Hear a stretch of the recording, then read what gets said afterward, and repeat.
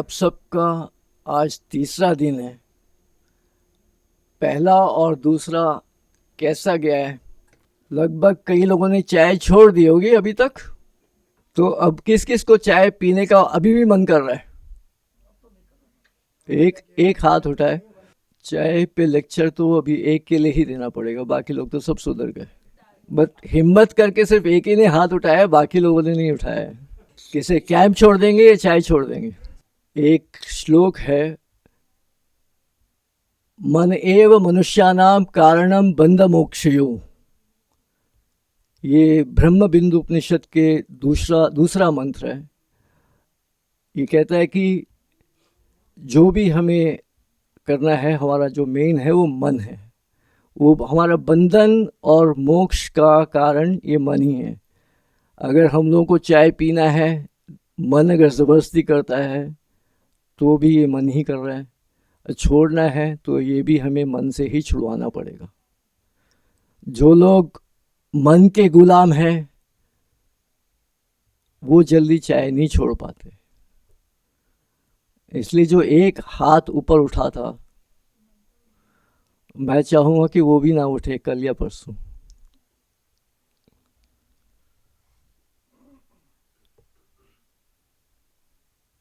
हम लोगों ने ये पहले दिन का शुरुआत किया था इंट्रोडक्शन से।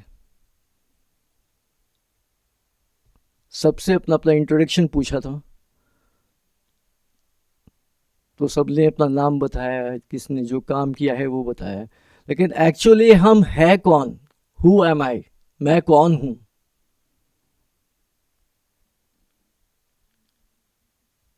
ये कौन बता सकता है? कोई बता सकता है आप लोगों में से? ये थोड़ा सा स्पिरिचुअल की तरफ हम बात कर रहे हैं। मैं कौन हूं? बता पाओगे आप में से कोई?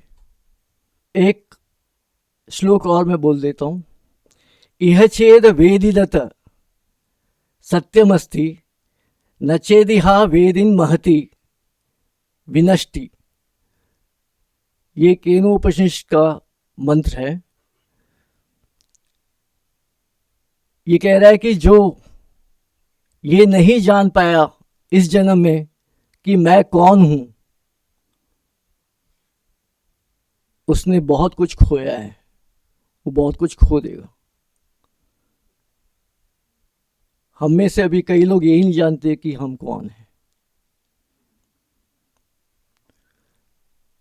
इह छेद शक द्वोद्धुम प्राक शरीरस्य विस्त्रसः ततः सर्वेषु लोकेषु शरीरत्वाय कल्पते।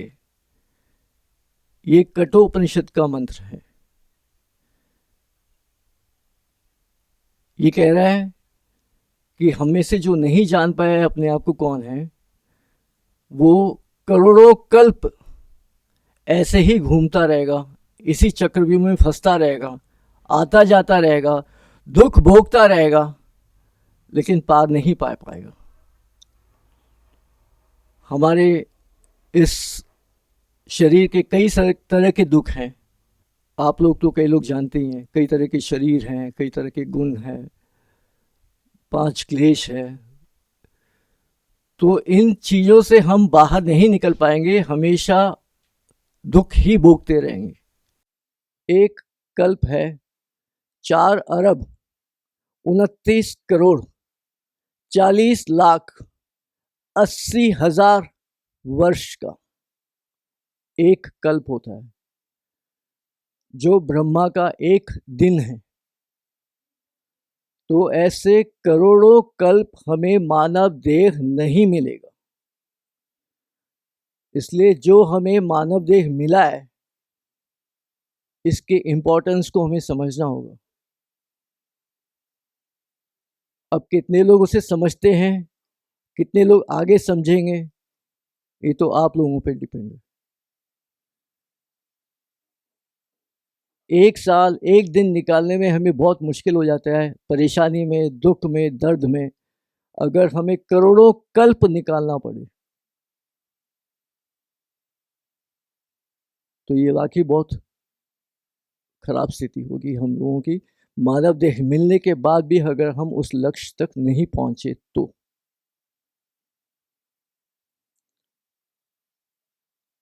इस संसार में दो ही तत्व हैं, एक जड़ तत्व और एक चेतन तत्व।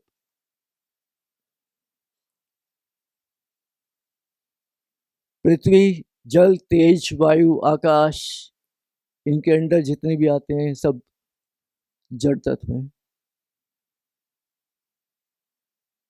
और चेतन तत्व में आते हैं मनुष्य, पक्षी, पशु वगैरह।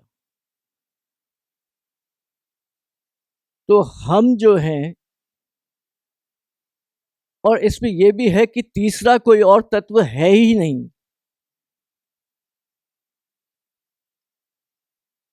तो हम इन दोनों में से किसी एक तत्व में तो आते ही हैं। हम किस तत्व में आते हैं?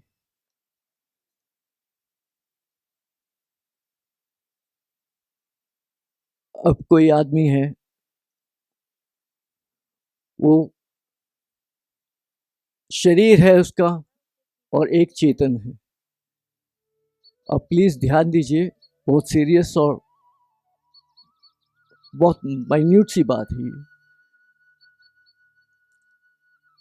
शरीर है और एक आत्मा जिसे हम चेतन कहते हैं। चेतन कहीं से आया है और ये जड़ शरीर में मिला है, तब ये जड़ शरीर चेतन बना है। जब कोई मर जाता है तो वो चेतन उस शरीर से चला जाता है।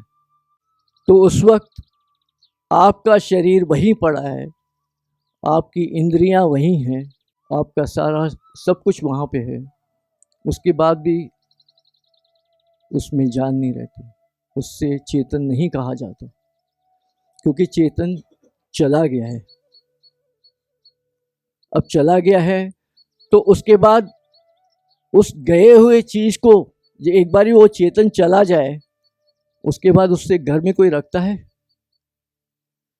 हम तो ये कहते हैं कि 2 घंटे में जल्दी से भाई इसे हटा दो, चाहे हम उससे जितना मर्जी प्यार कर लें, प्यार करते रहे हों, चाहे हमारी माँ हो, बाप हो, बीवी, पति, पत्नी, बेटा, जो भी हो। हम उनको कहते हैं कि भाई जल्दी से कर दो, 2 घंटे हो गए, अब नहीं रखेंगे। अगर आप वाकई उस शरीर से प्यार करते थे तो उसे क्यों नहीं रखते हो अपने साथ? वो चेतन चला गया है और ये जड़ पड़ा है। यहाँ पे हमें ये समझना है कि हमारा शरीर एक जड़ है, हम शरीर नहीं हैं। जिस चीज के साथ भी मेरा लग जाता है वो मैं नहीं हूं। मेरी आंख, मेरा शरीर, जितने में भी मेरा लगता है वो मैं नहीं हूं। उद्धव ने भगवान श्री कृष्ण से एक बारी पूछा था कि इस दुनिया में सबसे बड़ा मूर्ख कौन है? तो भगवान ने कहा सबसे बड़ा मूर्ख वही है जो अपने आप को देह मानता है। आज हम लोग की स्थिति वही है, हम लोग सब अपने आप को देह ही मान रहे हैं।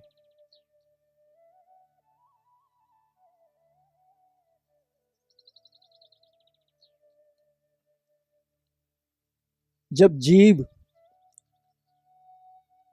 इस शरीर में आ जाता है, जीव वो है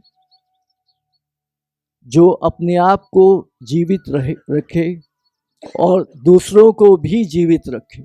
अपने आप तो जीवित रहता ही है, वो दूसरों को भी जीवित रखता है, उसी को जीव कहते हैं। अब हमारा शरीर जो है, जब हम मर जाते हैं, हमारे शरीर से जब ये आत्मा, चेतन शक्ति जो भी है वो जब चली जाती है, अपने साथ एक शरीर को लेके जाती, शरीर, इंद्रिय, मन, बुद्धि सबको लेके जाती है। अगर वो अपने साथ किसी शरीर को लेके जा रहा है तो यहाँ क्या पड़ा है? जो हमारे सामने, जिसे हम जलाते हैं, अंतिम संस्कार करते हैं जिसका, वो अकेला नहीं जाता। जब जाता है अपने साथ शरीर, मन, बुद्धि, इंद्रियों को लेके जाता है। तो वो शरीर है सूक्ष्म शरीर। अभी जो हम बाहर देख रहे हैं एक दूसरे का, वो स्थूल शरीर है, और जो उस चेतन शक्ति के साथ चला जाता है वो सूक्ष्म शरीर, और उसके साथ इंद्रियां, मन, बुद्धि भी होती है।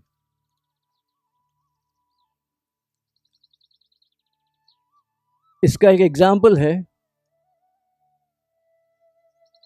हम लोग जब रात को सोते हैं,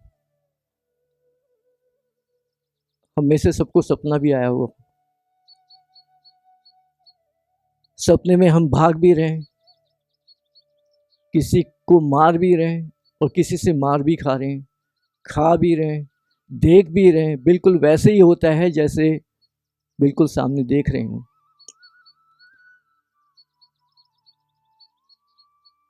ये जरा सोच के बताइए कि जब हमारा शरीर रात को बिस्तर में है, हम सो रहे हैं वहाँ पे, तो वो क्या चीज़ है जो सपने में हमें सब कुछ दिखाई देता है, बिल्कुल वैसा ही जैसे हम देखते हैं। खाना खाते हैं, रस लेते हैं, सुनते हैं, भागते हैं, कभी एक क्षण के लिए कहीं और चले जाते हैं, कभी कहीं और चले जाते हैं। इसका मतलब कुछ और भी है इसके साथ।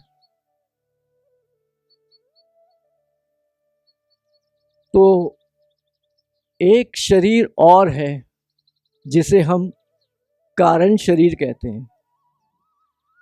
ये हमारा तीसरा शरीर है। पहला शरीर था स्थूल शरीर, जो हमारे सामने है, हम लोगों को दिखाई देता है। एक सूक्ष्म शरीर है जो दिखाई नहीं देता, मरने के बाद हम चला जाता है। और एक कारण शरीर एक और है। जब महाप्रलय हो जाता है, महाप्रलय का मतलब सब कुछ खत्म, ये पूरा, कहीं कुछ नहीं रहता, उस वक्त हमारा ये सूक्ष्म शरीर, मन, इंद्रिय, ये सारे माया के समान हैं, माया की चीजें हैं। माया की चीज कभी भगवान के एरिया में नहीं जा सकता। तो वहां सिर्फ हमारा कारण शरीर और उसके साथ हमारे संस्कार जाते हैं, बाकी सब यहीं रह जाता है। और वहाँ पे भगवान के एरिया में, भगवान के उस पर वो पेंडिंग पड़ा रहता है जब तक अगला सृष्टि शुरू नहीं होता। तो जब अगली सृष्टि शुरू होती है तो हम लोग अपने संस्कारों के बेस पे जो जो जैसे जैसे था वैसे वैसे वहाँ पे पैदा होता है, उसके आगे का सिलसिला चलता रहता है। हमें किसी ने एक गिफ्ट दिया है, अंगूठी। मान लो हमें किसी ने एक अंगूठी दिया है गिफ्ट, और लेते हुए हमने उससे ऐसे ही पूछ लिया कि भाई ये कितने का है। तो उसने भी मजाक में कह दिया कि अरे ये ऐसी है, ज़्यादा कुछ महंगा नहीं है, आप रख लो। तो हमने वो अंगूठी ले ली और उसको कभी हम यहाँ रख देते हैं, कभी कहीं रख देते हैं, और अचानक कुछ महीनों के बाद कोई जौहरी उनके हाथ में वो अंगूठी देख के कहता है कि ये अंगूठी आपके पास कैसे। तो उन्होंने कहा कि ये तो ऐसी किसी ने गिफ्ट दे दिया है। तब उस जौहरी ने बताया कि ये अंगूठी जो है लाखों की है, जबकि तब तक वो समझ रहे थे कि ये अंगूठी हो सकता है 100-200 रुपये 500 रुपये की होगी। जब तक उनको ये था कि ये अंगूठी की कीमत कुछ नहीं है, तब तक वो उसके साथ बहुत लापरवाही कर रहे थे। कभी कहीं रख दिया है, खो भी जाए कोई बात नहीं, इधर फेंक दिया है, उधर फेंक दिया है, लापरवाही से किधर भी रख दिया है। और जब से उस जौहरी ने कहा है कि इस अंगूठी की कीमत लाखों में है, 10 लाख 15 लाख, उसकी वैल्यू बढ़ गई है, उसकी इम्पोर्टेंस बढ़ गई है। उसे फिर बहुत ध्यान से रखने लगे। यही हाल है हमारे इस मानव देह का। हमें जब तक ये महसूस नहीं होता कि इस मानव देह की क्या इम्पोर्टेंस है,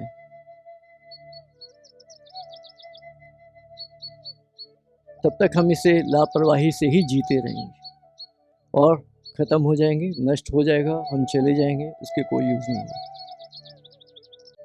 और जब हमें कोई महापुरुष आके ये बात बताते हैं कि इस मानव देह की क्या इम्पोर्टेंस है, तब हमें महसूस होता है कि हमें क्या करना चाहिए, वहाँ से हमें कुछ सीखना चाहिए। तो सबसे बड़ी बात यह है कि हम अपने इस मानव देह का इम्पोर्टेंस नहीं जानते, नहीं समझते, और कुछ लोग तो समझना भी नहीं चाहते।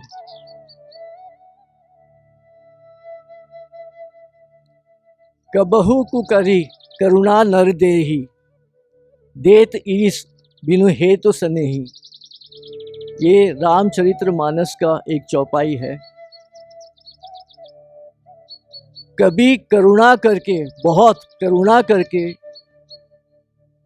भगवान जो है हमें ये मनुष्य शरीर देता है, मानव शरीर देता है।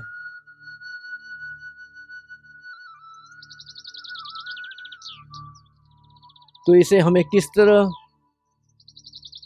यूज़ करना चाहिए, इसका इम्पोर्टेंस समझना चाहिए।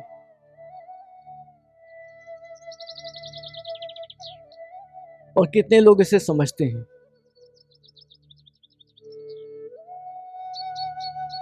कल हमने देखा था करोड़ों कल्प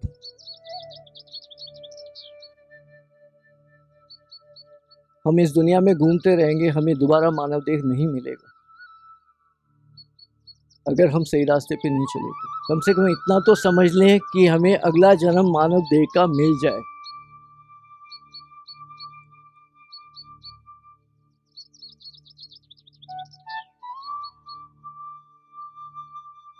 दुर्लभो मानुषो देहो देहिनाम क्षणभंगुरः, तत्रापि दुर्लभम मन्ये वैकुंठ प्रियदर्शनम। मानव देह तो हमें दुर्लभ से मिलता है, बहुत दुर्लभ से मिलता है।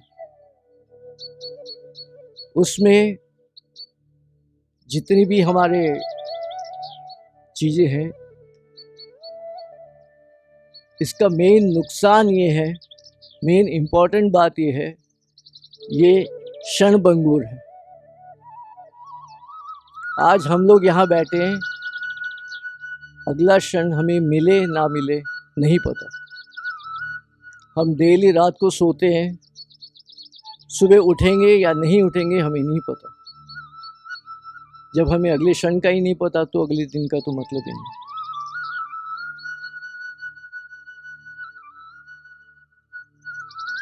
ये मानव देह का ये बहुत बड़ा ड्रॉबैक है कि हमें अगला क्षण का पता ही नहीं। तो हमें हर क्षण का फ़ायदा उठाना चाहिए या नहीं?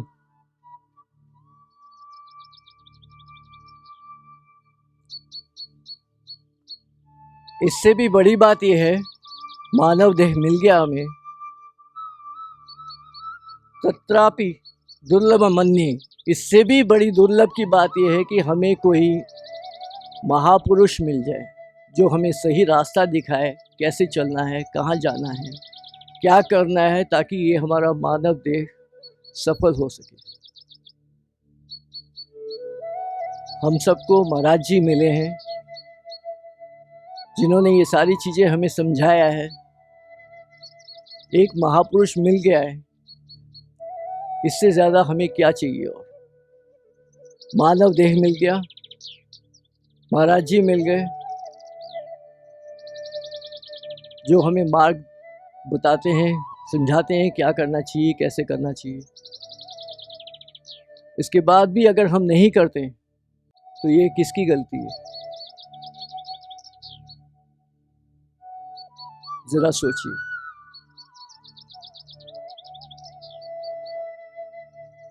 ये जो मानव देह है उसकी इम्पोर्टेंस इतनी है, जो हम बड़े बड़े देवताओं को पूजते हैं, प्रार्थना करते हैं डेली देवताओं की,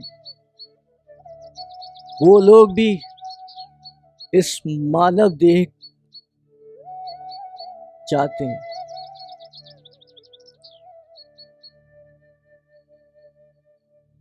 मानव देह की इतनी बड़ी इम्पोर्टेंस है जो हमारे पास है आज।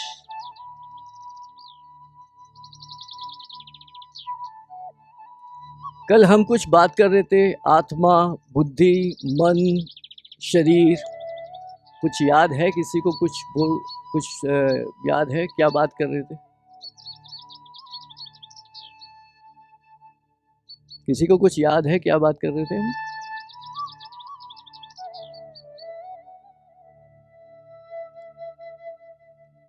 आत्मानं रथितं विद्धि शरीरं रथमेव तु बुद्धिं तु सारथिं विद्धि मनः प्रग्रहमेव च इंद्रियाणि हयानार्हुर् विषयांस्तेषु गोचरान् आत्मेन्द्रिय मनोयुक्तं भोक्ते त्यारु मनीषिणः। ये कठोपनिषद का 1:3:3 और 1:3:4 का मंत्र है, जिसमें ये कह रहे हैं कि हमारा जो शरीर है वो एक रथ है, चैरियट। रथ हम सबको पता है क्या है। उसमें ये जो बुद्धि है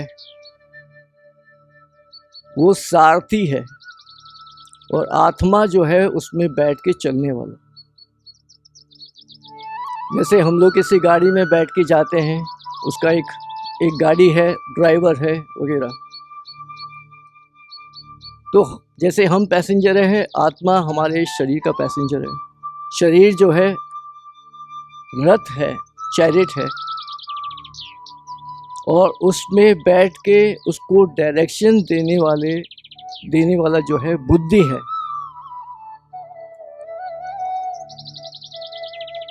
और बुद्धि किसके थ्रू करता है? अब सारथी है, वो बैठकर घोड़ों को किस चीज से डायरेक्शन दिखाता है? एक लगाम होता है। वो लगाम है हमारा मन।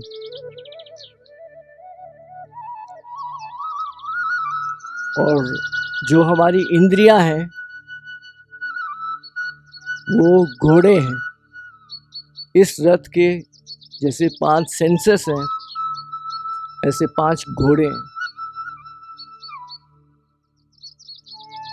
5 घोड़ों को लगाम से वो बुद्धि कंट्रोल करता है, तब जाके वो रथ उस पैसेंजर को सही डायरेक्शन पे ले जाता है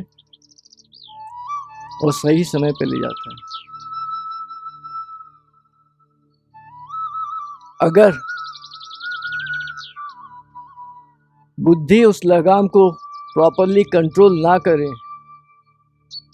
तो वो घोड़े अपने मन मर्जी कहीं पे भी जाएंगे, किसी भी दिशा में चले जाएंगे। तो कभी ऐसा नहीं हो सकता कि जहाँ पे हमें पहुँचना हो वहाँ पहुँच पाए, क्योंकि हमारा कहीं किसी चीज़ पे कोई कंट्रोल नहीं है। तो हमें मन की बात ना मानते हुए, क्योंकि मन तो उसी डायरेक्शन में खींचेगा जहाँ पे उसकी इंद्रियां चलेगी। जो अच्छी चीज़ देखे, कुछ भी खाने को मन करे खा लिया, पीने को मन करे पी लिया, सोने को मन करे सो लिया।